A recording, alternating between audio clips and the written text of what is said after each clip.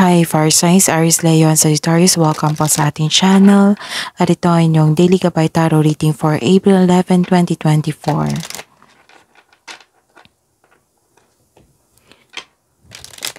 Please be reminded that this is channel reading po, so maaari kayo magka-relate o hindi. Just take what resonates. Gamitin ang reading na ito bilang gabay lamang.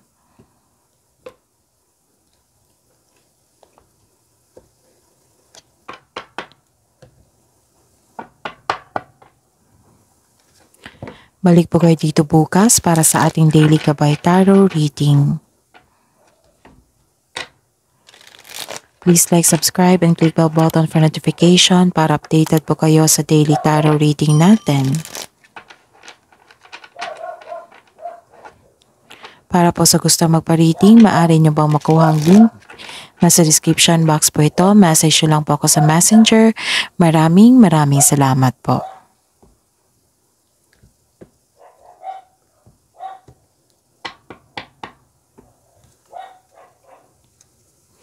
Spirits Guide, mga ganap po para po kay Aries, Leo, and Sagittarius ngayong April 11, 2024.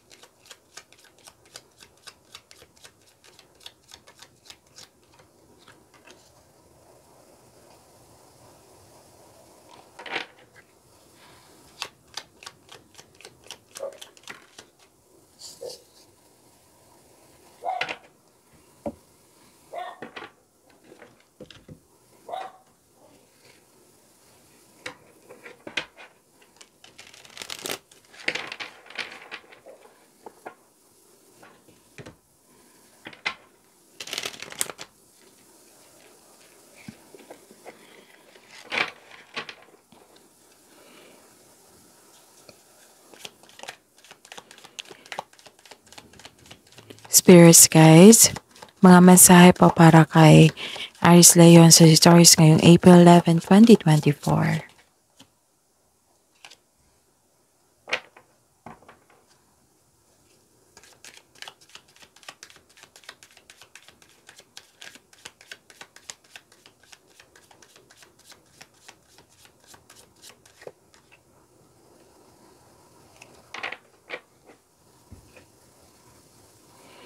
Okay. Aries, Leo, and Sagittarius ngayong April 11, 2024.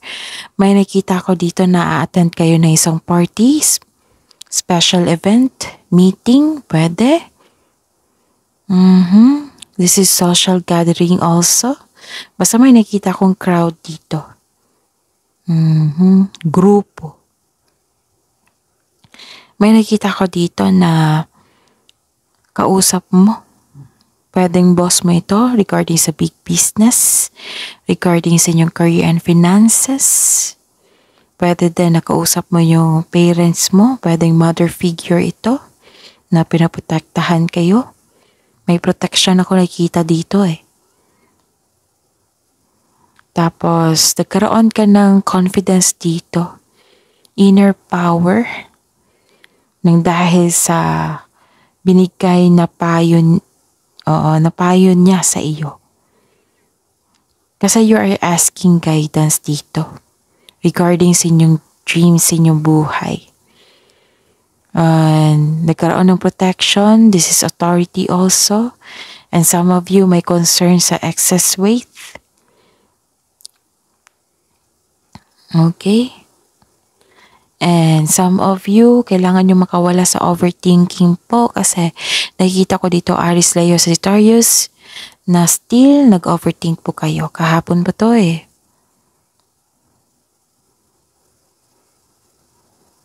So, ayun, Aries, Leo, Sagittarius, naguguluhan kayo, confused,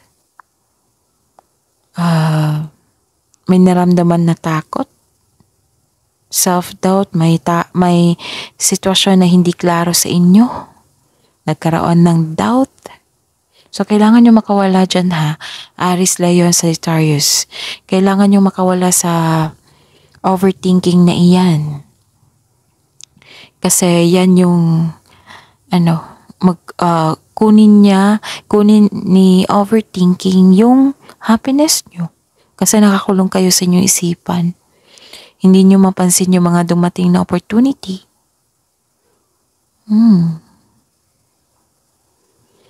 So, pangalawang araw na ito, I think pangalawang araw kung hindi ako nagkakamali.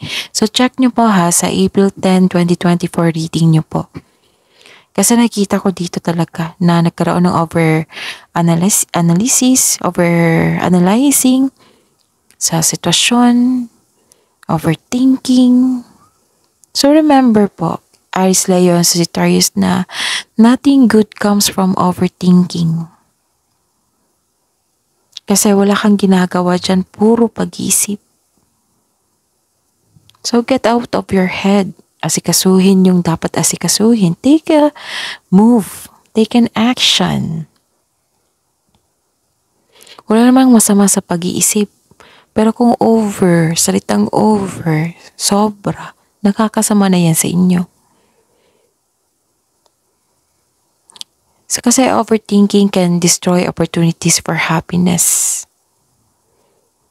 Overthinking steals your life. If your dreams involve analyzing things, that's a sign that you think too much. And, how to overcome, how to stop overthinking? I-analyze nyo, i-notice nyo yung paulit-ulit na pangyayari. Paulit-ulit mong iniisip. Yung, i-notice mo kung bakit ka na-stuck sa inyong head, sa inyong isipan. Na walang nangyaring solusyon. Puro pag-iisip. Nakakulong kayo sa kalungkutan, nakakulong kayo sa pagsisisi, doubt, nakakulong kayo sa kalungkutan. Oo.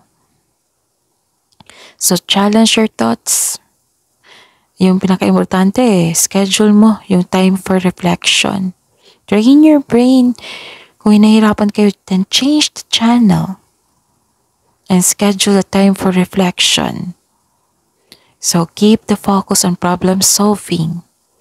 And, learn mindfulness skills. I-search nyo yan sa Google. Okay? Kailangan nyo makawala po dyan.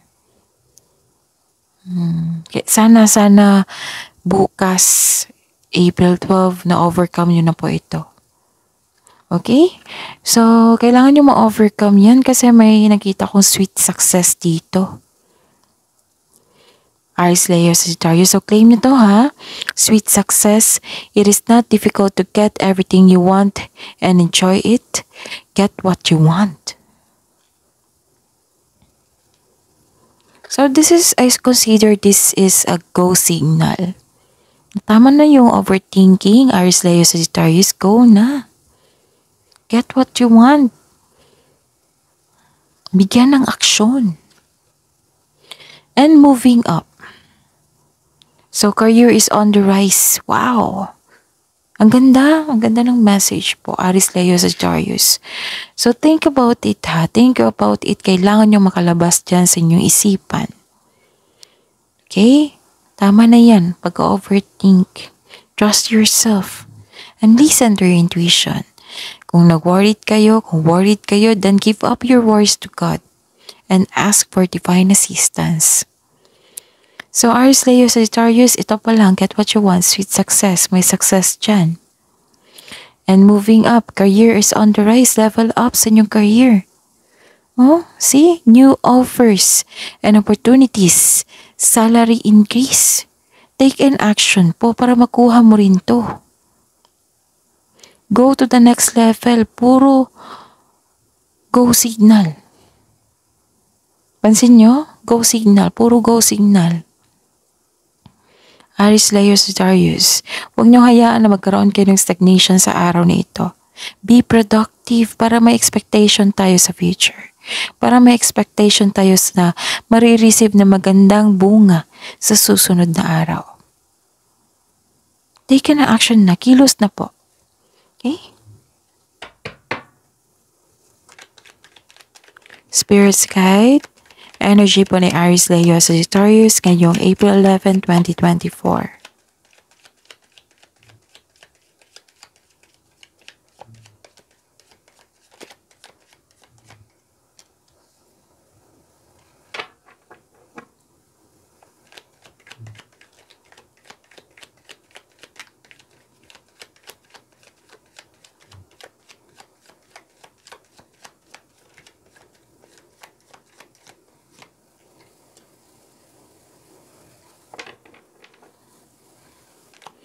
Spirits guides, career and money po ni Aries, Leo, Sagittarius ngayong April 11, 2024.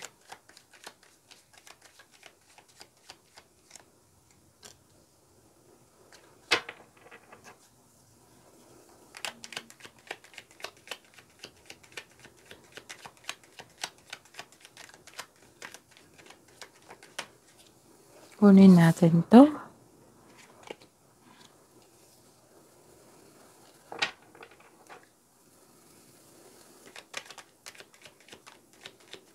Spirits guide, love, self-love, partnership, and romance ni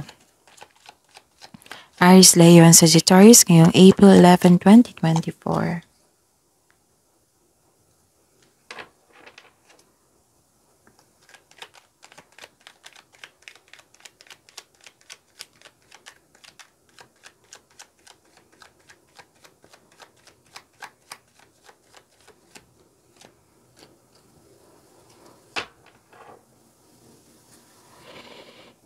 Okay.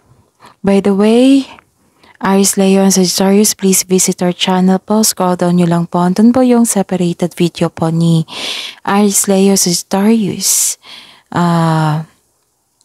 Okay, please visit our channel. Scroll down nyo lang po hanggang sa makita nyo yung Aries, Leo, Sagittarius.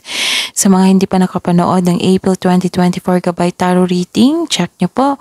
April 1 to 15, 2024 Gabay Tarot Reading. At career and money po for April 2024 Monthly Gabay Tarot Reading. Check nyo po kasi marami po doon. May makukuha kayong karagdagang mensahe po na magsilbing gabay po sa inyo.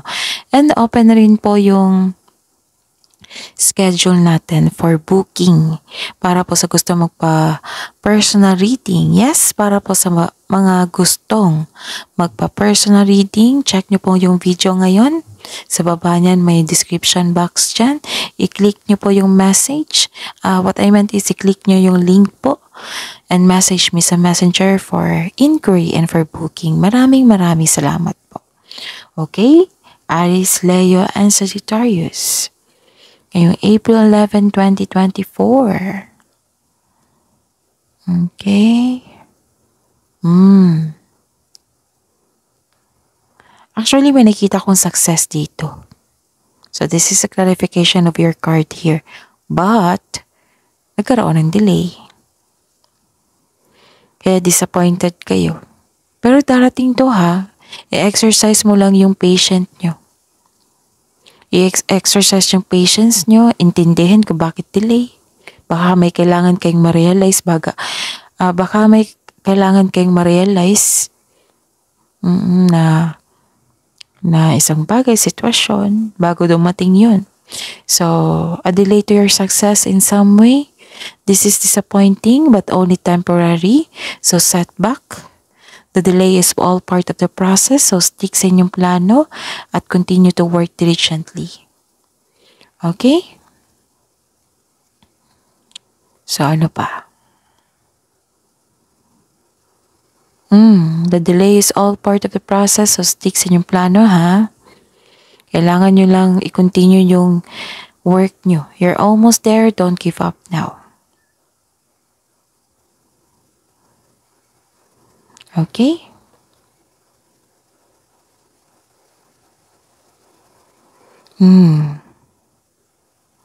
So, this is clarification kasi dalawang card na po nagsabi dito. Baka isa to sa dahilan na nagkaroon kayo ng overthinking kasi nagkaroon ng delay. Nagkaroon ng delay. And actually, mas pinili mo ang magkaroon ng healing. So, this is very good. Aries, Leo, Sagittarius. And some of you, which is not really good kasi nakikita ko dito na hinayaan mo ang isang sitwasyon na matapos. Pwede, siguro. Hinayaan mo, ayaw mo ng gulo or napagod ka kasi mas may priority kayo sa isang bagay. So sabi po ng card dito na remind yourself na let go and move forward. Kasi ang pagkapit sa nakaraan ay pumipigil sa paglitaw ng isang bagong simula. Actually, this is delay ending or nagkaroon ng ending. And may nakita ko dito na you're hanging on to the past. What I meant is you're hanging onto the past. Yung mga nangyari sa nakaraan. So, ayun ha, remind yourself na let go and move forward. Ang pagkapit sa nakaraan ay pumipigil sa iyo para makapasok ka na, para makapagsimula ka na. Kaya may go signal dito eh. Pinupush ka talaga ng tadhana ng universe. Na-go na, huwag ka na mag-isip ng ganyan, pakawalan mo na yung sarili mo. Ganun. Pinupush ka eh. Go na kayo sa next level po. So this card tells you na subukang wag ipagpaliban ang kasaganaan na naghihintay sa inyo. Kasi pinagpaliban nyo kasi naka-attach pa kayo sa iniisip nyo regarding sa nangyari. So tingnan mo na natin ha kung may repeating number. Baka makalimutan ko kasi. Meron nga. Isa.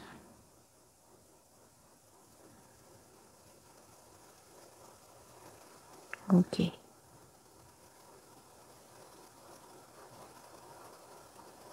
Meron. Dalawa. So, may repeating number tayo. Dalawa po eh. Unahin natin si 77. So, okay. So, this is signifies resilience. Yung tinanggap mo yung mga challenge na nangyari, tapos hinarap mo.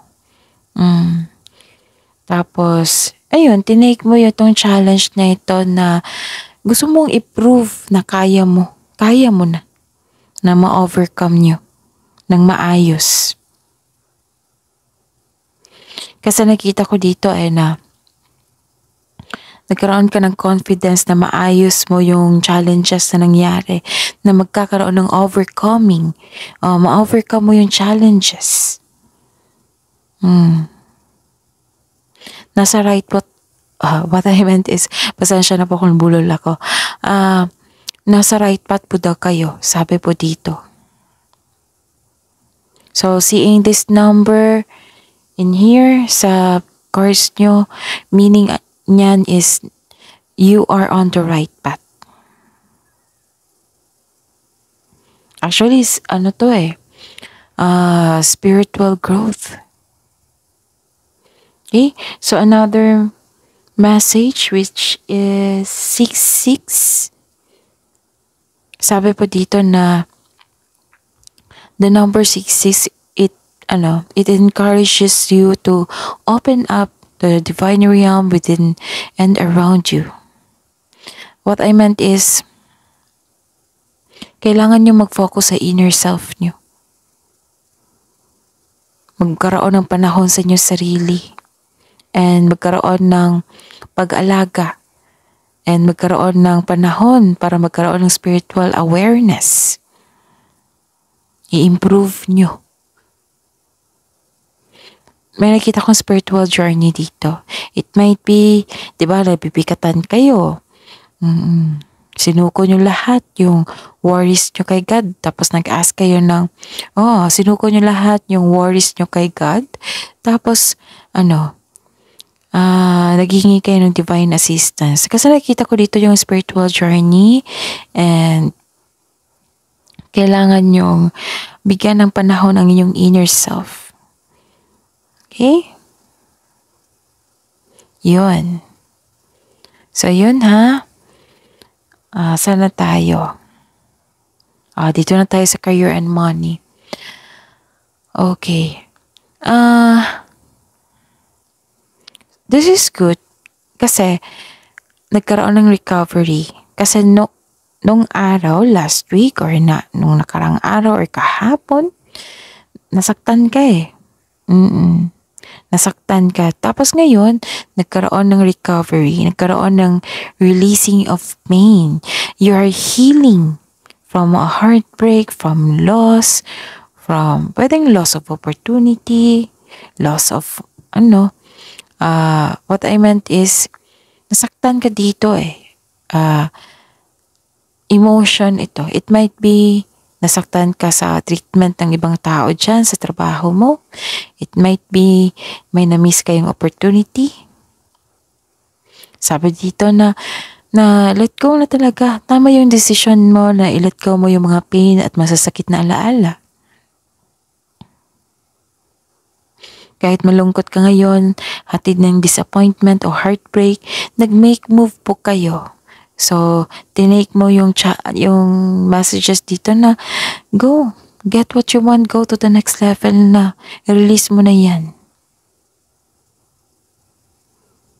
So, nag-make move nag-make move ka for recovery and releasing a pain. So, this is recovery. Okay?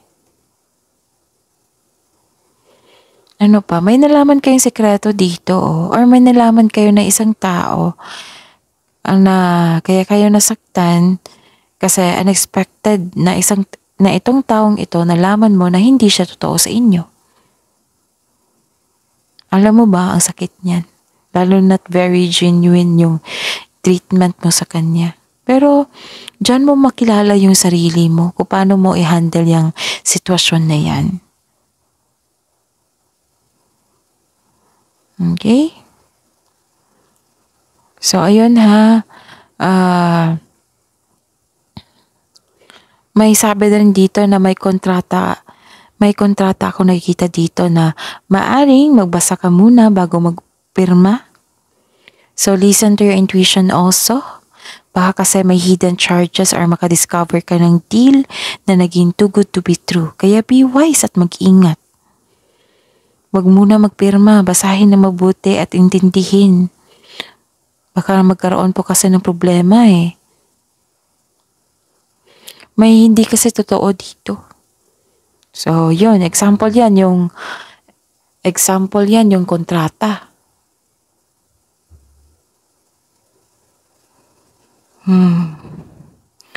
So, yun, babala po sa mga kaaway na nagtatagong anyo. So, be careful of seeing things that are not there. Yung mga taong hindi totoo sa inyo. Pero alam mo to eh. Kasi may malakas ang inyong intuition. Siguro isa to sa dahilan na nagkaroon kayo ng disappointment dahil sa taong ito. Sa treatment niya na akala mo na totoo siya sa inyo. Okay? So, ayun. Yung kontrata ha, ingat kayo, wag muna kayong pumirma. Basahin, intindihin. Pero malalaman mo talaga to kasi malakas yung intuition.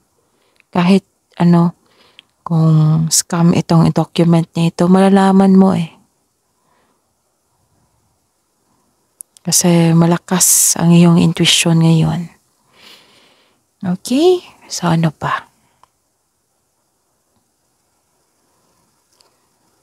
Okay.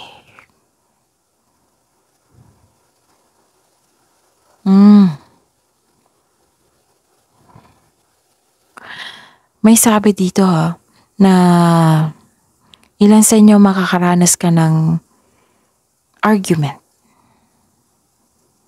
Or, yun nga, yung parang tinatapos mo yung mga nangyari.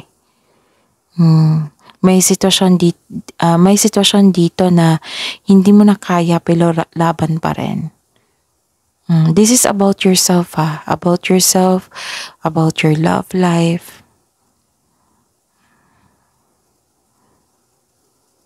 nagkaroon ng delay, so haba ng pasensya, nagkaroon ng blockages kasi disappointed ka, pero you are taking an action na talaga.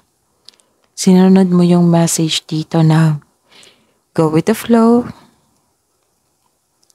na may go signal, na kailangan ng aksyon.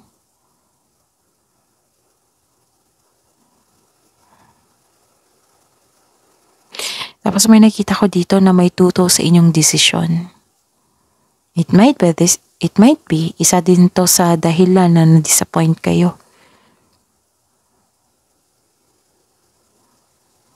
So, kailangan nyong pakawalan ng inyong sarili and heal yourself. Tama tong desisyon mo na i-heal mo yung sarili mo na magkaroon ng recovery. Ano pa?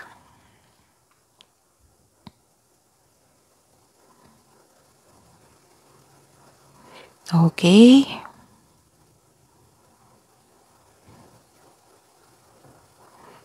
Wow.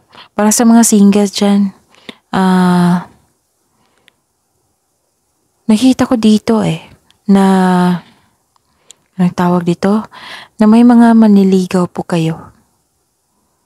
Aries, Leo, Sagittarius, may mga manliligaw po kayo. Nagkaroon ng, nag-iisip kayo dito na kung sino yung pipiliin mo. Yung may genuine love sa inyo, yung right person sa inyo. Pero sabi po ng card dito na mag-ingat po daw kayo sa sobrang pag-iisip. Baka, yun nga, yung sabi ko kanina dito na mag-ingat kayo sa sobrang pag-iisip kasi baka at the end of the day, nasayang lang yung time kasi wala kayong nagawang desisyon. Wala kayong napili kasi nalilito ka Sa mga marelasyon dito sa buhay mag-asawa, kahit may partner kayo, may nagpapahiwati pa rin sa inyo ng maliligaw or interest. Kaya, so this is temptation. I consider this as temptation. So, alam nyo na yan. Kasi may relasyon So, iwas kayo sa temptasyon. And mag-ingat kayo at balansein mo ang iyong emotion para maiwasan ito ng maaga. Okay? Iwas sa temptation. Kasi, yun nga, ang sarap sa feeling kung magkaroon ng peace of mind. Diba? Iwas tayo sa gulo. So, sa mga single dito, create your own happiness. Yan po yung love message sa inyo. Create your own happiness. Huwag niyong antayin na may isang tao na aayos sa inyo. Fix yourself. So, create your own happiness. And respect your relationship. Yun yung temptation, iwasan nyo. Kasi nga, may problema pa kayo sa career and money nyo. But, syempre, nakita ko naman dito na alam nyo na kung sino yung totoo na hindi totoo sa inyo. Tapos, nagkaroon ng recovery. Kasi busy kayo dito sa inyong career and money So, wag nang dagdagan. Iwas kayo sa temptation It might be, this is not you, this is your partner or kausap mo ngayon.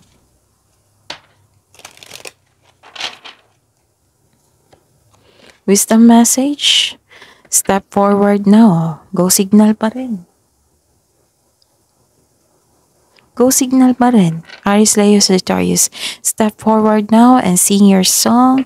There is a power in finding your voice. Whether you're speaking out the truth or you're making a way para ma-improve ang inyong communication. Pwede din magsalita ka kasi may argument dito Magsalita, voice it out, yung i-voice out nyo. Magsalita ka na pwede ipagtanggol ang inyong sarili.